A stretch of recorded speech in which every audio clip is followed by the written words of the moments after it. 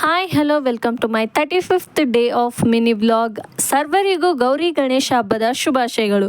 ನಾನು ಎದ್ದೋಳಷ್ಟರಲ್ಲಿ ನಮ್ಮಮ್ಮ ಆಲ್ರೆಡಿ ಆಚೆ ಎಲ್ಲ ಕಸ ಗುಡಿಸಿ ರಂಗೋಲಿ ಎಲ್ಲ ಹಾಕಿದ್ರು ತುಳಸಿ ಮುಂದೆ ಹೊಸ್ಲಿಗೂ. ನಾನಿಲ್ಲಿ ಕಸ ಎಲ್ಲ ಗುಡಿಸೆ.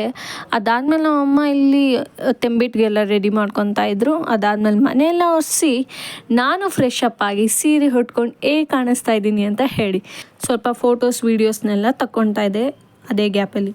ಅದಾದಮೇಲೆ ಇಲ್ಲಿ ಬಂದು ದೇವಸ್ಥಾನಕ್ಕೆ ಹೋಗ್ಬೇಕಾಯ್ತಾ ಅಂತ ಎಲ್ಲ ಬ್ಲೌಸ್ ಪೀಸು, ನಾಗರ ಸಾಮಾನು, ತೆಂಗಿನಕಾಯಿ, ಹಣ್ಣು, ಹಾಗೆ ತಂಬಿಟ್ಟು, ಎಳ್ಳುಂಡೆ, ಇದು ಹಾಲು, ತುಪ್ಪ ಎಲ್ಲ ಇಟ್ಕೊಂಡು ನಾವು ದೇವಸ್ಥಾನಕ್ಕೆ ಹೊರಟ್ವಿ.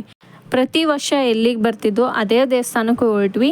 ನಾವು ಇದನ್ನು ತೆನಿ ಎರಿಯೋದು ಅಂತ ಕರಿತೀವಿ.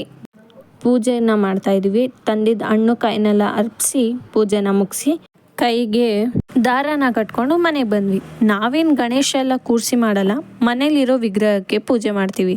ನಮ್ಮ ಬಿಲ್ಡಿಂಗ್ ಹುಡುಗರೆಲ್ಲ ಸೇರಿಕೊಂಡು ಗಣೇಶನ ಕುಣಿಸಿದ್ರು.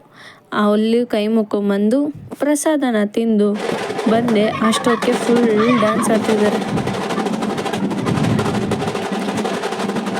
ಕಟ್ ಮಾಡಿಟ್ಟಿದ್ದ ಫ್ರೂಟ್ಸ್ನ ತಿಂದು ನನ್ನ ಡೇನ ಇಲ್ಲಿಗೆ ಕಂಪ್ಲೀಟ್ ಮಾಡ್ತಾಯಿದ್ದೀನಿ. ಮತ್ತೆ ಸಿಗುವ ನಾಳೆ. ಬಾಯ್.